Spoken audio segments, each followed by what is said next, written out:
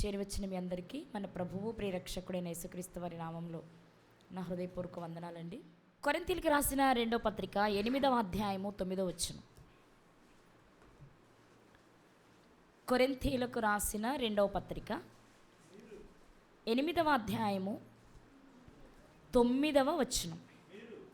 మీరు మన ప్రభువైన యేసుక్రీస్తు కృపను ఎరుగుదురు కదా. పౌలు గారు కొరింథీలో ఉన్న సంఘంతో అడుగుతూ, మీకు యేసుక్రీస్తు కృప తెలుసు కదా అన్నారు. ఇప్పుడు నేను అడుగుతాను, మీకు తెలుసా? యేసుక్రీస్తు ప్రభు వారి కృప మీకు తెలుసా? తెలీదా? తెలుసు కదా. మనం భయంకరమైన పాపులుగా ఉన్నప్పుడు తండ్రి అభీష్టం మేరకు మన పాపాన్ని తీయడానికి నరావతారిగా ఈ లోకానికి వచ్చాడు. అదే కృప. నిజంగా పాపమును పరిహరించుకోవడానికి మన దగ్గర శక్తి లేదు, సామర్థ్యం లేదు. కానీ తండ్రి చెప్తే నేను వాళ్ళ కోసం ప్రాణం పెడితే నాకేంటి అనుకోలేదు యేసుక్రీస్తు వారు. నీతో ఆనందంగా గడుపుతున్నాను కదా నేను ఇక్కడ, ఈ లోకాన్ని విడిచి నేను ఆ లోకానికి వెళ్ళాలా?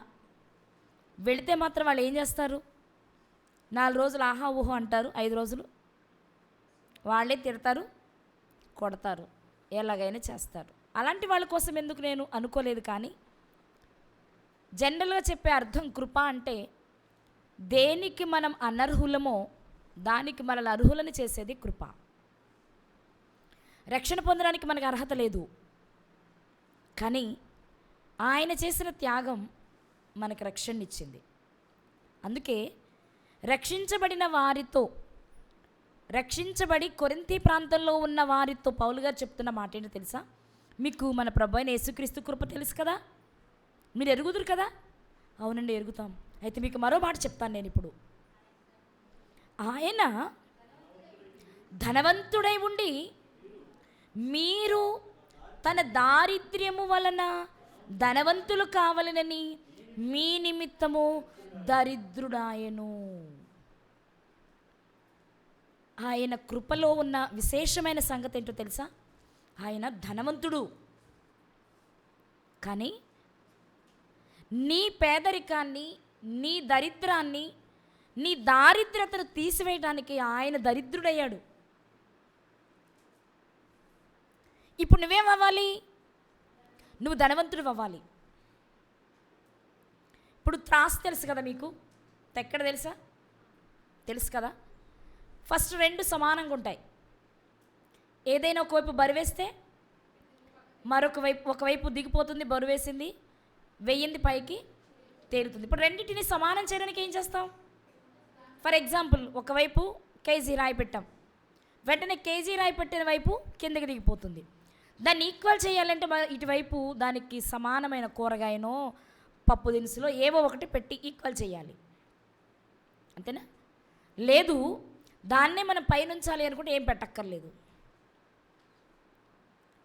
యేసుక్రీస్తు వారు ధనవంతుడు, మనం దరిద్రులుగా బ్రతుకుతున్నాం. మన దరిద్రం పోవాలి అంటే ఆయన దరిద్రుడు అవ్వాలి, లేదా మనం ధనవంతులం కావాలి అంటే ఆయన దరిద్రుడు అవ్వాలి. ఆయన దరిద్రుడు కాకపోతే మనం ఎప్పటికీ ధనవంతులం. ఇంతకీ యేసుక్రీస్తు వారు మనల్ని ఏ ధనవంతులను చేయాలని ఆయన దరిద్రుడయ్యాడు? ఈ లోకంలోనా? కానీ మనం ఈ లోకంలో ధనవంతులు అవ్వడానికి పరిగెడుతున్నాం. ఈ లోకంలో సంపాదించుకోవాలనే కదా మనం పరిగెడుతున్నాం, కాదా? ఈ లోకంలో తినటానికి మాత్రం ఉంటే చాలు అనుకుంటామా? అనుకోం, దాంతో తృప్తి చెందాం. ఈ రోజుకుంటే రేపటికి కావాలనిపిస్తుంది, రేపటికి కూడా ఉంటే ఎల్లుండికి కావాలనిపిస్తుంది, ఈ నెలకు సరిపోతే వచ్చే నెలకు కావాలనిపిస్తుంది. ఎందుకంటే పిల్లలు ఉన్నారండి, కుటుంబం ఉందండి, రేపు పనులు ఉంటాయో ఉండవనండి అనుకుంటున్నాం కదా. ఓకే, తప్పు కాదది. కానీ ఆధ్యాత్మిక జీవితంలో దరిద్రునిగా బ్రతుకుతున్నామనే సంగతి అందరి స్పృహలో ఉంది. ఎన్ని రోజులు వాక్యం వినకపోయినా పర్వాలేదు, ఎన్ని రోజులు సహవాసం లేకపోయినా పర్వాలేదు, ఎన్ని రోజులు మనం బైబిల్ చదవకపోయినా పర్వాలేదు, ఎన్ని రోజులు ప్రార్థన చేయకపోయినా పర్వాలేదు. ఎందుకంటే అది దరిద్రత అని మనం అనుకోవట్లేదు కాబట్టి. కానీ ఇక్కడున్న వాళ్ళు మిమ్మల్ని మీరు చూసుకోండి లోపలికి ఒకసారి. ఎంతమంది దరిద్రులుగా ఉన్నారు. వాక్యం చదవక, వాక్యం వినక, వాక్యం చెప్పక, వాక్యం కొరకు పరిగెత్తక. టెస్ట్ చేసుకుంటే అందరి లోపల కంపే, చెత్తే, అప్పే కాదా? అవును. కానీ మరి నీకోసం దరిద్రుడైపోయిన ఆయన త్యాగం ఏమవ్వాలి నువ్వు అది గుర్తించకపోతే? ఆయన నిజంగా ధనవంతుడా? నిజంగా ధనవంతుడా? ఏముంది ఆయనకి? తిమోతి గారికి రాసిన మొదటి పత్రిక 6వ అధ్యాయము 15వ వచనం చూసారు, తీసారమ్మ అందరూ? శ్రీమంతుడును అద్వితీయుడనగు సర్వాధిపతి యుక్త కాలములయందు ఆ ప్రత్యక్షతను కనుపరుచును. ఆ సర్వాధిపతి రాజులకు రాజును ప్రభువులకు ప్రభువునై ఉన్నాడు. చాలు. ఎంతకి ఎవరిక్కడ వ్రాయబడిన శ్రీమంతుడు చెప్పాలి. ఎందుకంటే కింద 16 వచ్చినప్పటికి సమీపింపరాని తేజస్సులో ఆయన మాత్రమే వసించుచు అమరత్వము గలవాడై ఉన్నాడు అని కనిపిస్తుంది. ఆయన ఎవరు అంటే తండ్రి దేవుడు. ఆయన ఎవరు? శ్రీమంతుడు. శ్రీమంతుడంటే ధనవంతులకే ధనవంతుడు, భాగ్యవంతులకే భాగ్యవంతుడు. ఎవరైనా పరలోకపు తండ్రి శ్రీమంతుడైనప్పుడు, బాగా వినాలి, పరలోకపు తండ్రి శ్రీమంతుడైనప్పుడు ఆయన పిల్లలందరూ ధనవంతులేగా. మరి మన ధనవంతులమేనా? తండ్రి ధనవంతుడు భాగ్యవంతుడైనప్పుడు పిల్లలు కూడా అంతే కదా. మరి అయ్యామా? మన తండ్రి ఎంత ఉన్నోడైనా ఆయనకు అనుకూలంగా లేకపోతే మనకి చిల్లిగా అవ్వకూడదు. ఇది నా సంపాదన, నోరు మూసుకుని వెళ్ళి నీ చేతనైతే సంపాదించి చూపించంటాం. అది ఆయన మాట వింటే నావన్నీ నీవేనా, నా మాట వింటున్నావు కదా నువ్వు, నీకు కాక ఇంకెవరికి ఇస్తానురా అంటాం కాదా? ఇప్పుడు మీరు చెప్పండి, పరలోకపు తండ్రి శ్రీమంతుడు,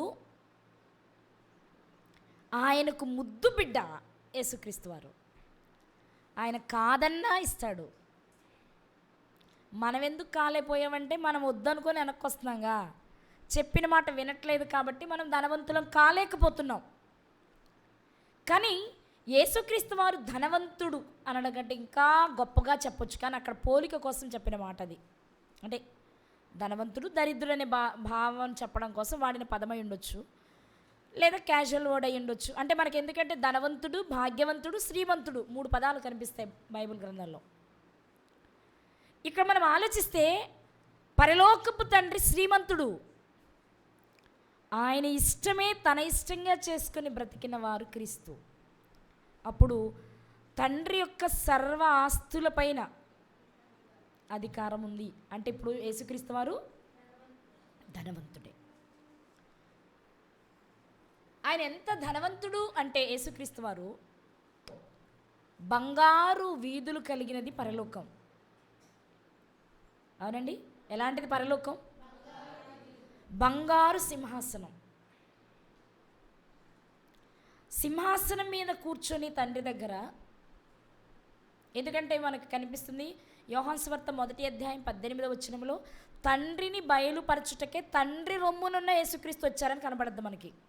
అదేనా ఉన్నది? సార్ చూస్తారా? యోహాను సువార్త 1వ అధ్యాయం 18వ వచనం.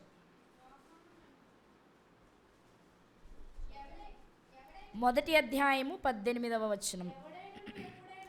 ఎవడైనను ఎప్పుడైనను చూడలేదు, తండ్రి రొమ్మున ఉన్న అద్వితీయ కుమారుడే.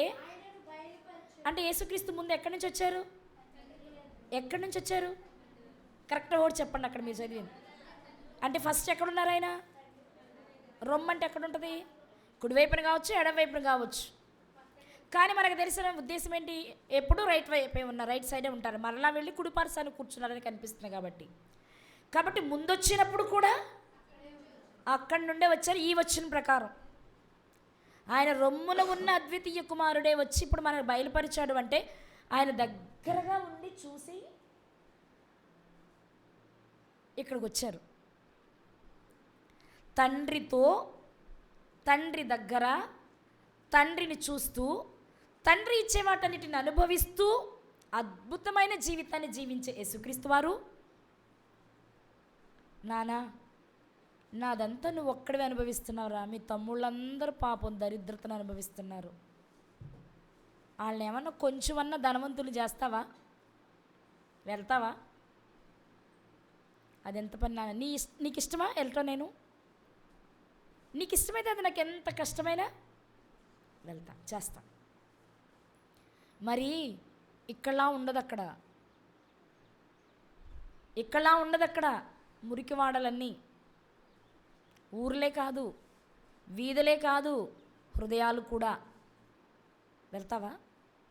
వెళ్తాను నాన్న, నాకు ఇచ్చిన సమయంలో కొంచెమైనా బాగు చేసి వస్తా, ఆ రూట్ వేసి వస్తా, తర్వాత వాళ్ళు ఒకరినొకరు అలవాటు చేసుకుంటారులే, వెళ్తా.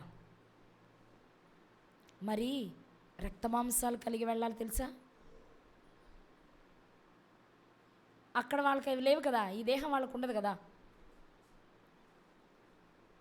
ఏదైనా చేస్తా, ఎందుకు? నువ్వంటే నాకు ఇష్టం, నీకోసం ఏదైనా చేస్తా. అయితే ఒక పని చెయ్యి, ఇక్కడ ఎంత ఐశ్వర్యాన్ని నువ్వు అనుభవిస్తున్నావో అక్కడ అంత దరిద్రాన్ని అనుభవించాలి. వెళ్తావా? వెళ్తాను, చిత్తం, నేనున్నా, నన్ను పంపించు. వచ్చారు. రావడమే అంటే నేను ఒక్క యాంగిల్లో మాట్లాడుతున్నా, మనకి ఇక్కడ దరిద్రత అనేది అవసరం కాబట్టి మాట్లాడుతున్నా. ఎంతలా ఆయన తగ్గించుకొని జీవించారు అని మనం ఆలోచిస్తే ఇక్కడ ఉపయోగపడుతుందండి. ఎంత దీనాతి దీనము అనే మాట. యేసుక్రీస్తు వారు పరలోకపు తండ్రికి ప్రియమైన కుమారుడు. ఆయన స్థితి ఏంటి అంటే, చిన్న మాట చెప్తాను. సుంకాన్ని వసూలు చేసేవారు వచ్చారు యేసుక్రీస్తు వారి దగ్గరకు. మీ ప్రభు పన్ను కట్టడా? అరశెక్కెలు వసూలు చేసేవాళ్ళు వచ్చారు. అయ్యో, ఇప్పుడు నేను పేదరికంలో ఉన్నాను కదా, అరశెక్కెలు ఎలా కట్టాలని ఎదురు చూశారు యేసుక్రీస్తు వారు. పేతురు, సముద్రానికి వెళ్ళి చేపై, మొట్టమొదట పడిన చేప నోటిలో షెక్కెలుంది, తెచ్చి నీకు నాకు కట్టేయి అన్నారా? తెచ్చారు, కట్టారు. ఏమంటే చేపలోనే షెక్కెలను పెట్టి రప్పించి కట్టించగలిగిన ఆయనకి ఎక్కడేముందో తెలీదా?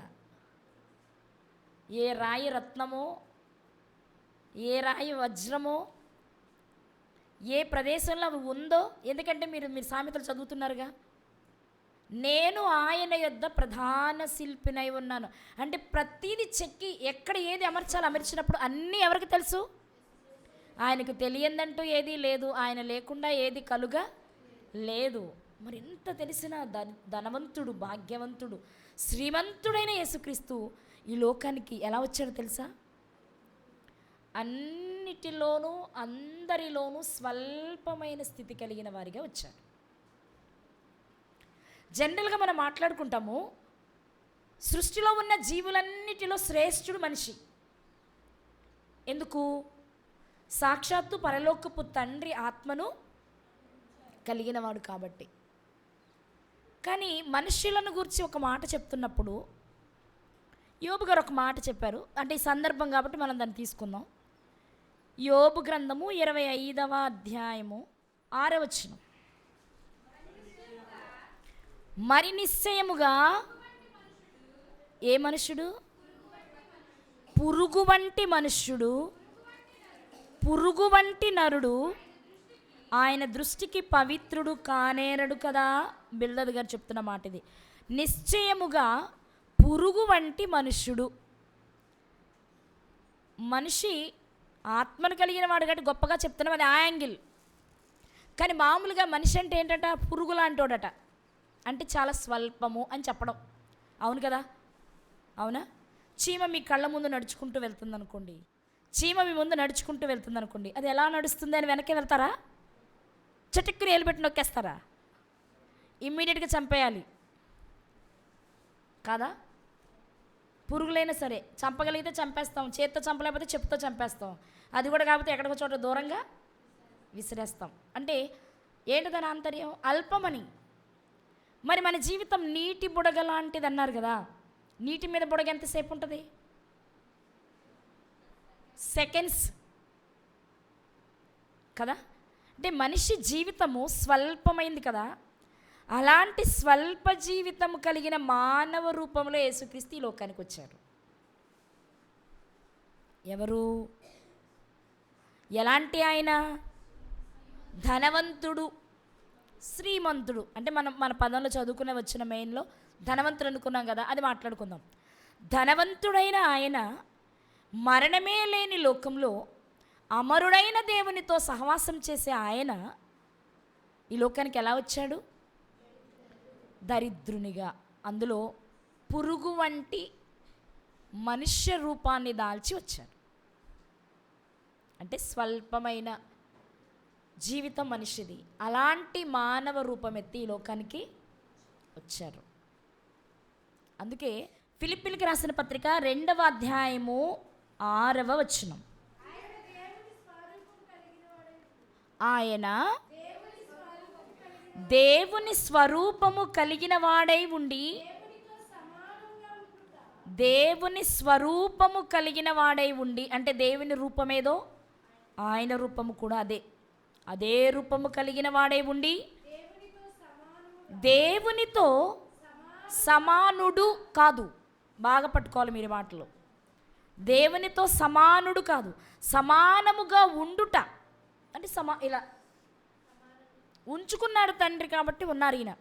సమానముగా ఉండుట.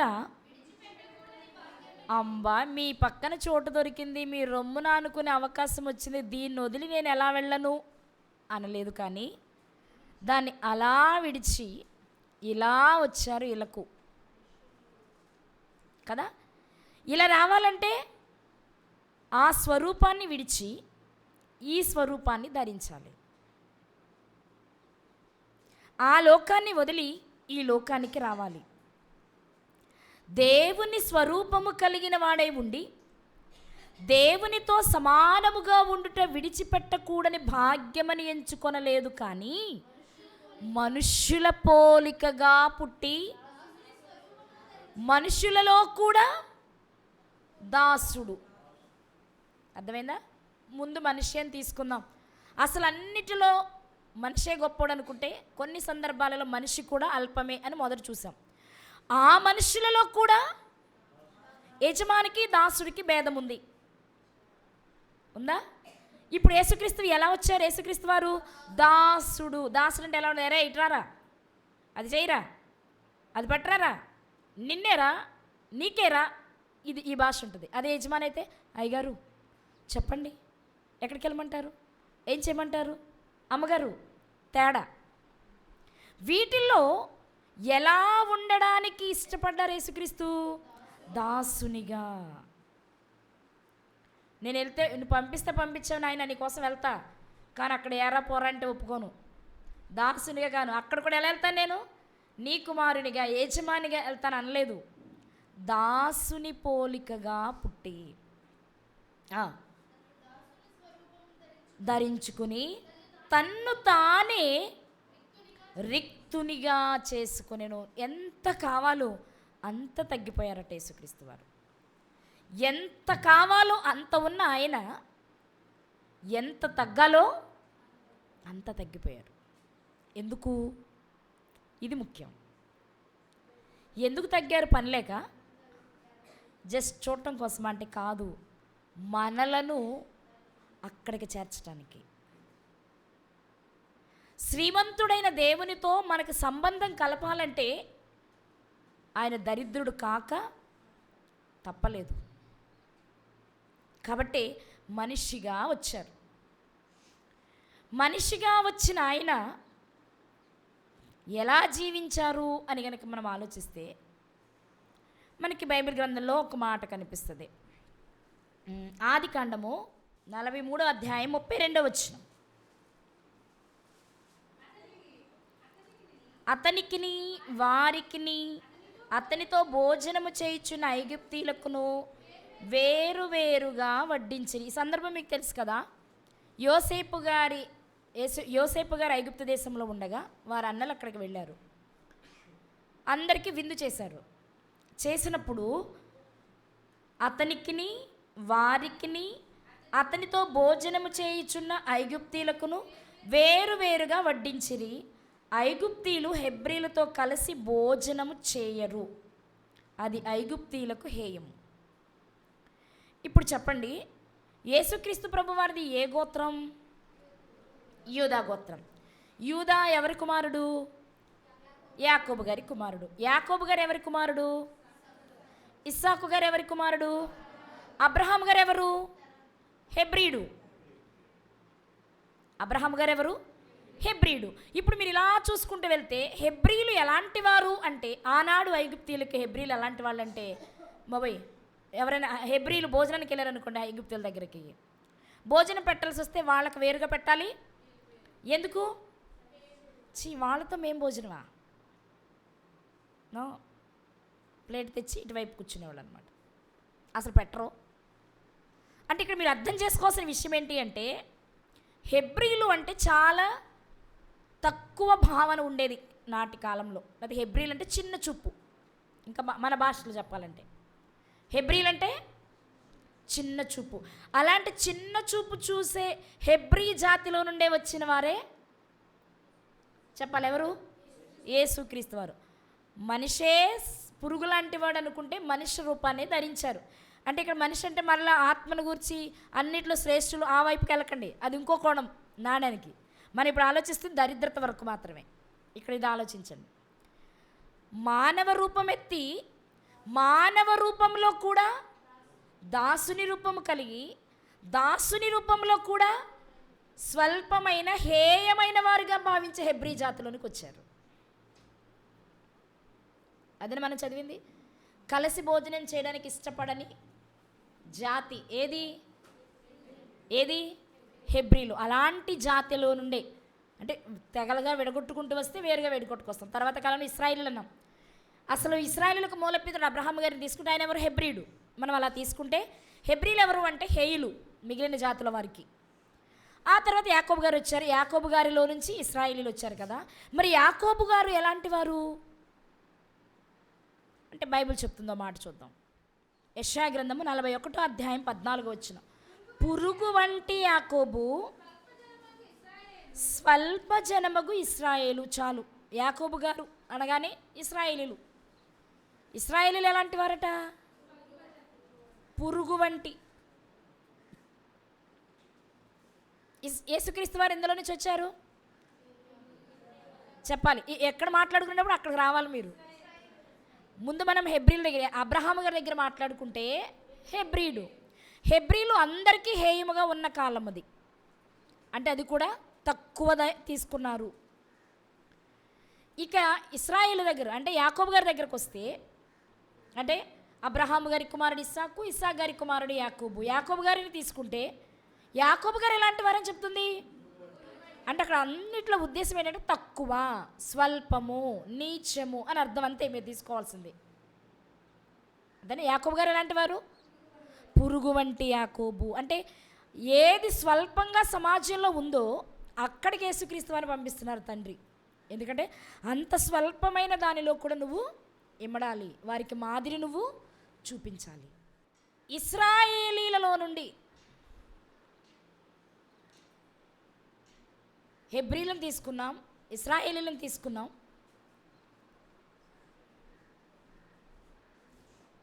వీళ్ళంతా ఎవరు అంటే అల్పులు, స్వల్పమైన వారు అనేది మనకు కనిపించే భావన. ఇక మరి యేసుక్రీస్తు వారు జన్మించిన ప్రాంతం చూస్తే అది ఎలాంటిది? మీకా గ్రంథము, నేను ముగిస్తా. మీకా గ్రంథము 5వ అధ్యాయము 2వ వచనం.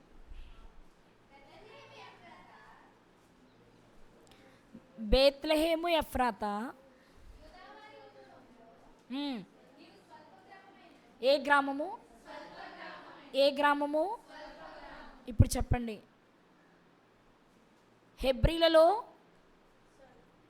హేయమైన స్థితి, ఇశ్రాయేలీలలో పురుగు వంటి స్థితి, పుట్టిన ఊరు కూడా స్వల్పమైన గ్రామం. నిజంగానే బేత్లెహేం అంట యేసుక్రీస్తు వారు పుట్టిన తర్వాతే ఫేమస్ అయిందంట. పెద్ద సిటీ లాంటిది కాదు. నిజంగానే ఆ రోజుల్లో పెద్ద పెద్దవి ఉన్నాయి కదా, లేవా? ఐగుప్తు ఉంది, బాగా ఫేమస్ అయినది.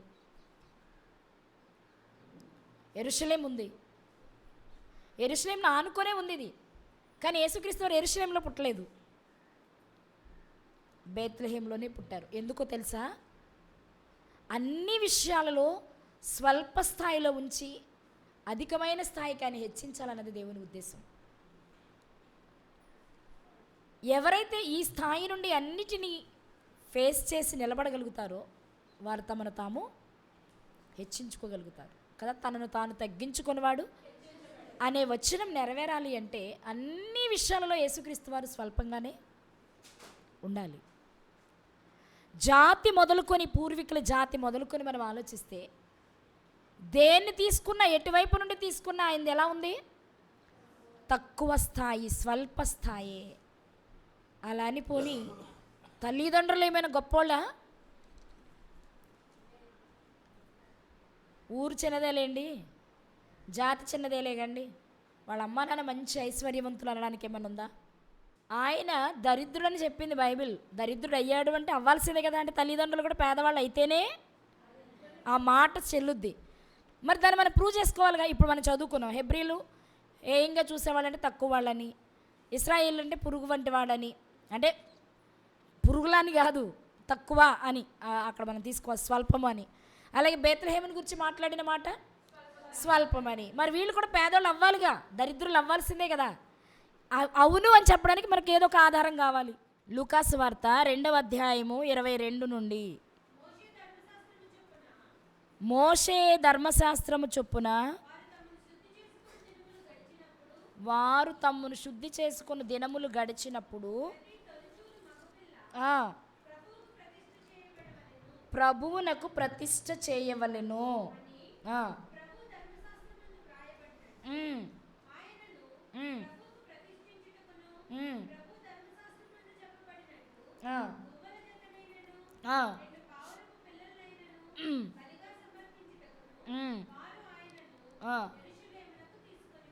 చాలు. ఇక్కడ మీరు గమనించినట్లయితే 40 రోజుల తర్వాత యెరూషలేమునకు వెళ్ళారు. వెళ్ళినప్పుడు ఏం తీసుకెళ్లారని చదివాం మనం? 2 గువ్వలు, 2 పావురపు పిల్లలు. ఇక్కడ చదువుదాం ఒకసారి. లేవియాకాండము 12వ అధ్యాయము 6వ వచనం.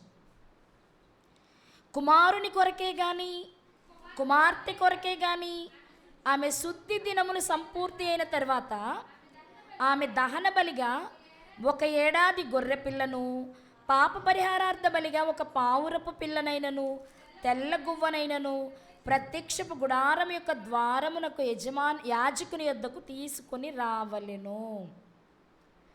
8వ వచనం చదువుతున్నాను అక్కడే. ఆమె గొర్రె పిల్లను తేజాలని ఎడల ఆమె 2 తెల్ల గువ్వలనైనను 2 పావురపు పిల్లలనైనను దహన బలిగా 1 దానిని, పాప పరిహారార్థ బలిగా 1 దానిని తీసుకొని రావలెను.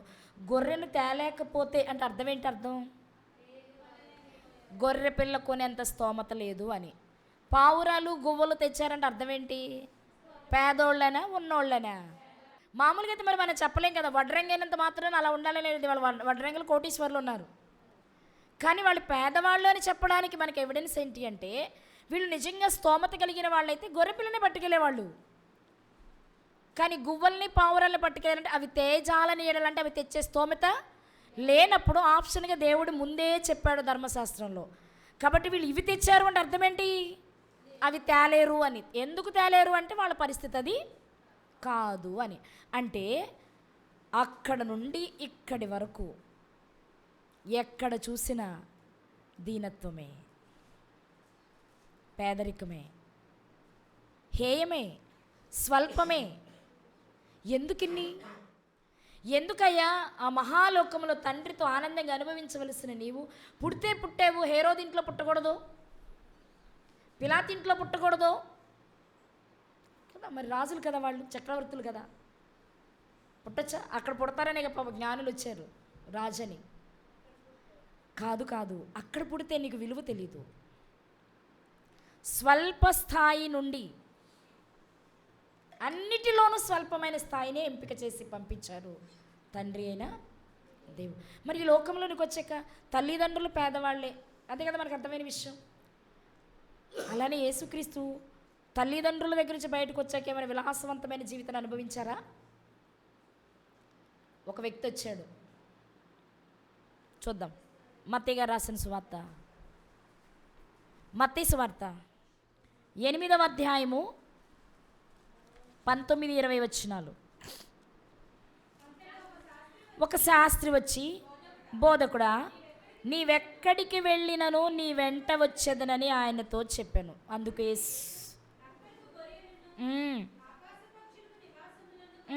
కానీ మనిషి కుమారుడు తలవాల్చుకొనుటకైనను స్థలము లేదు. ఉందా పెద్ద విలాసవంతమైన భవనం? ఆయనకంటే మనకే బెటరు, రేకుల షెడ్లన్నీ ఉన్నాయి మనకి కదా. ఆయన తలవాల్చుకున్నట్టుకైనా స్థలము. కపెర్నహూములో ఆయన ఉన్న ఇల్లు పేతురు గారి ఇల్లు అంట, మనకు తెలుసు కదా. కపెర్నహూములో ఉండేవారు కదా యేసుక్రీస్తు వారు.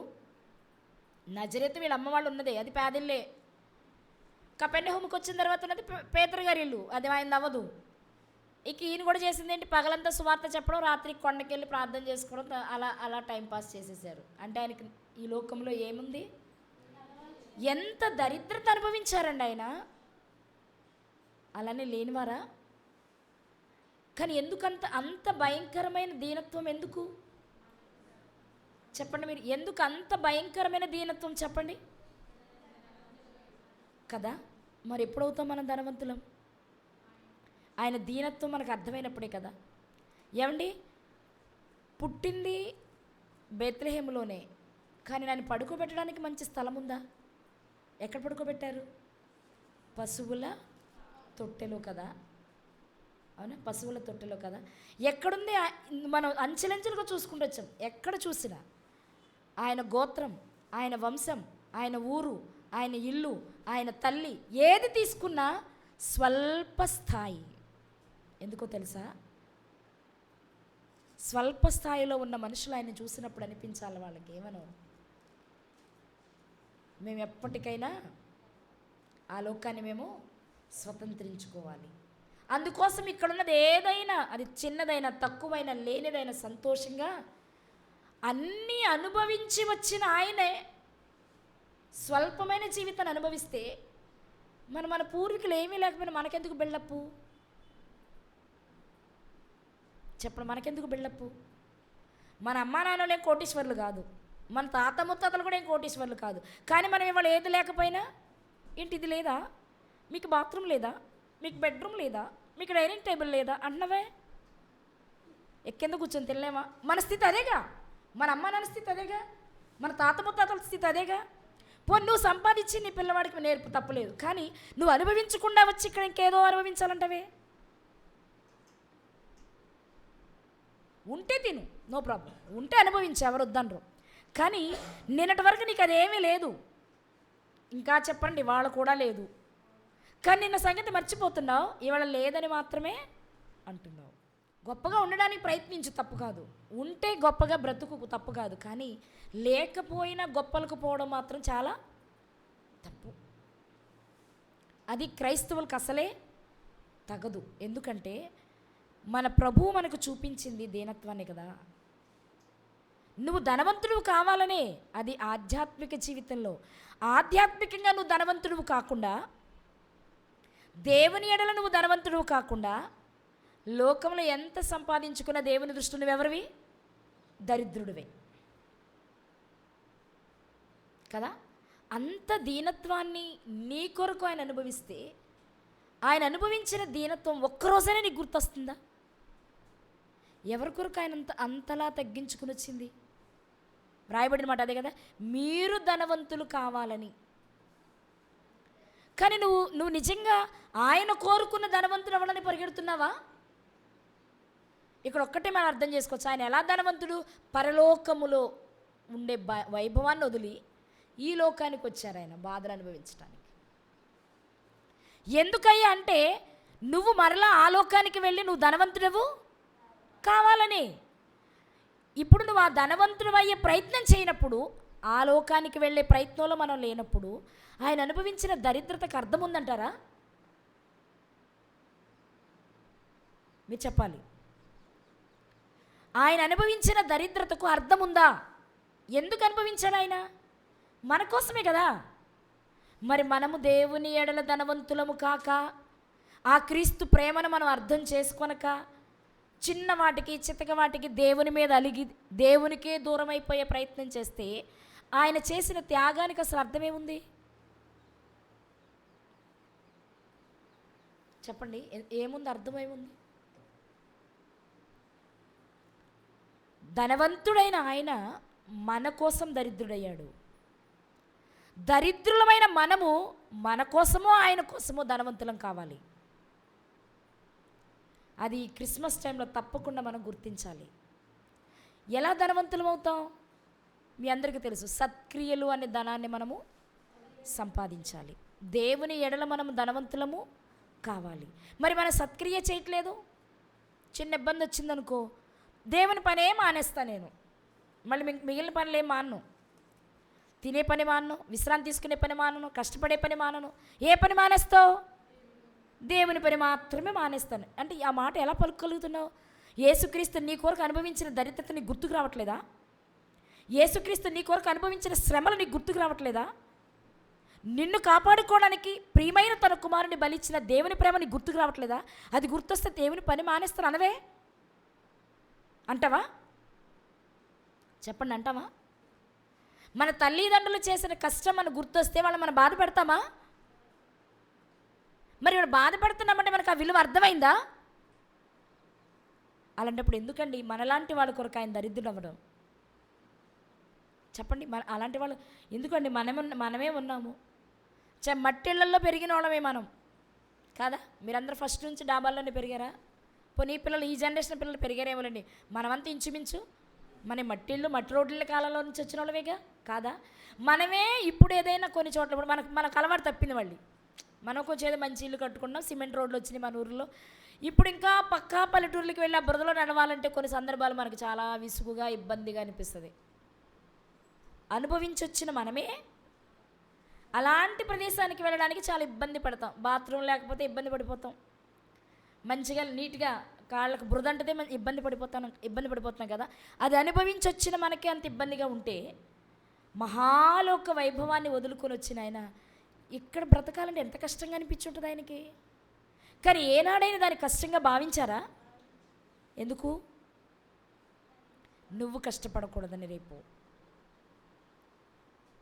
మనం కష్టపడకూడదనండి ఆయన త్యాగం చేసింది. కానీ ఆ ప్రేమ ఎక్కడ అర్థమవుతుంది మనకి? అర్థమవుతుందా? అరే అది అంత మంచి లోకమట కదా, నా కోసమే ప్రభు వచ్చి ఈ మట్టి రోడ్డుల్లో తిరిగాడు, పాపభూయిష్టమైన మనుషుల మధ్య బ్రతికాడు, ఉంటే తిన్నాడు, లేకపోతే లేదు, ఆయనకు అప్పగించిన పనేదో చేసుకుని వెళ్ళిపోయాడు.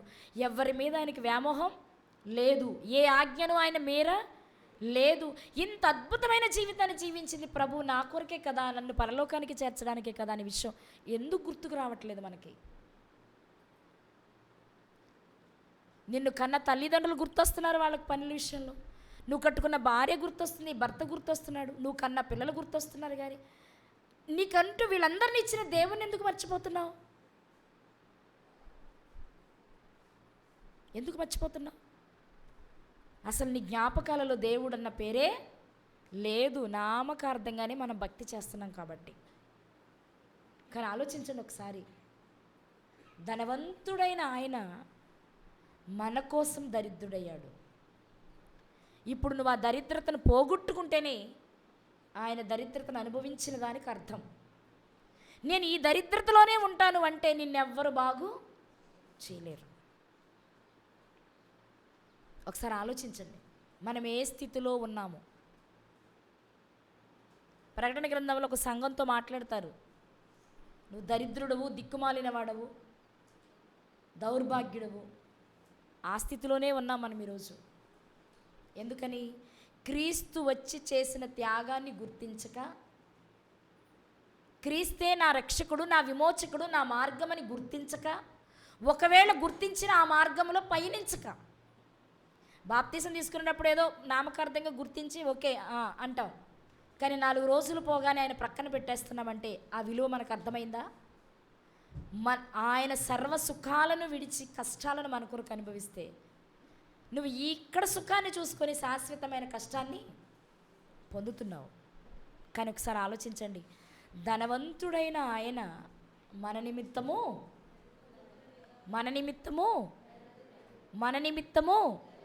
ఇప్పుడు మనం ధనవంతులం కావాలంటే క్రీస్తుని స్వరక్షకునిగా అంగీకరించాలి. అది నువ్వు చేయలేకపోతే నువ్వు ఎప్పటికీ, ఒకవేళ అంగీకరించడం అంటే ఏముందిలే నీళ్ళలోకి వెళ్ళి మునిగేయటమేగా అని బాప్తిసం తీసుకుంటున్నావా?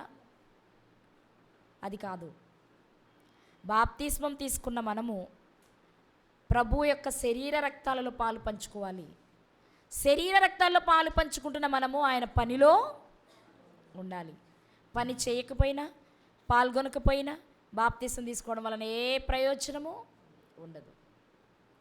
బాప్తిసం తీసుకోకపోయినా నష్టమే, తీసుకొని పని చేయకపోయినా నష్టమే. ఒక్కసారి ఆలోచించండి, మీరు ధనవంతులు కావాలని ఆయన దరిద్రుడయ్యారు. ఆయన దరిద్రుడైనా బాధపడట్లేదు, ఎందుకంటే నువ్వు ధనవంతుడైతే చూసి సంతోషించాలని. కానీ మనము ధనవంతులం కాలేకపోతున్నాం, ఆయనను దరిద్రునిగానే చేసేస్తున్నాం. ఒకసారి ఆలోచించండి. మహాలోక వైభవాన్ని వదిలి సమాజం అంతటి చేత తృణీకరించబడిన జాతిలో పుట్టి, సమాజం అంతటి చేత స్వల్పం అనిపించుకున్న ప్రాంతంలో పుట్టి, పేద తల్లిదండ్రులకు పుట్టి, తలవాల్చుటికైన స్థలము లేకుండా జీవితాన్ని గడిపిన క్రీస్తు ఎందుకయ్యా నువ్వు ఇలా చేశావు అని అడిగితే చెప్తున్నారు, నీకోసమేరా, నీకోసమేనమ్మా అని. ఇప్పుడు నీకు అనిపించాలి, అయితే ఇప్పుడు నేనేం చేయాలి నీకోసం? నా కొరకు ఇంత దరిద్రాన్ని అనుభవించిన నీ కోరిక ఏంటి? నేనేం చేస్తే నువ్వు నా కోసం చేసిన త్యాగానికి నేను ఎంతో కొంత రుణం తీర్చుకున్నవాడిని అవుతాను అంటే, ఏం లేదు, పవిత్రమైన నా రక్తంలో నీ పాపాన్ని కడుగుకో, ఇక మరలా పాపము జోలికి పోకు అని. ఇప్పుడు చెప్పండి, మరలా మరలా మరలా మరలా ఎన్నిసార్లు బాప్తీసం తీసుకున్న పాపాన్నే చేస్తూ పరిశుద్ధాత్మను దుఃఖపరుస్తూ క్రీస్తును మరలా సిలువ వేస్తున్నారా? తండ్రి ప్రతిసారి హృదయంలో నొచ్చుకునేలా చేస్తున్నారా? తండ్రి బాధను తీసి క్రీస్తుని సిలువ వేయకుండా, పరిశుద్ధాత్మను దుఃఖపరచకుండా వారందరికీ సంతోషాన్ని మిగిల్చే ప్రయత్నంలో ఉన్నారా? వారిని సంతోషపెట్టే ప్రయత్నమే నువ్వు ధనవంతుడిగా అయ్యే ప్రయత్నం. అంతేనా? మనం ధనవంతులుగా ఉండడానికి ప్రయత్నిస్తే వారిని సంతోషపెట్టినట్లే. కాబట్టి ఈ లోకంలో ధనవంతులు అవ్వడానికి ప్రయత్నిస్తున్నావా? ఆత్మీయతలో ధనవంతులు అవ్వడానికి ప్రయత్నిస్తున్నావా? ఇక్కడ నీ సుఖాన్ని చూసుకోవడానికి ప్రయత్నిస్తున్నావా? వారి బాధను తీర్చడానికి ప్రయత్నం చేస్తున్నావా? నిర్ణయించుకోండి. కానీ ఆయన దరిద్రుడైంది మాత్రం మన కోసమే.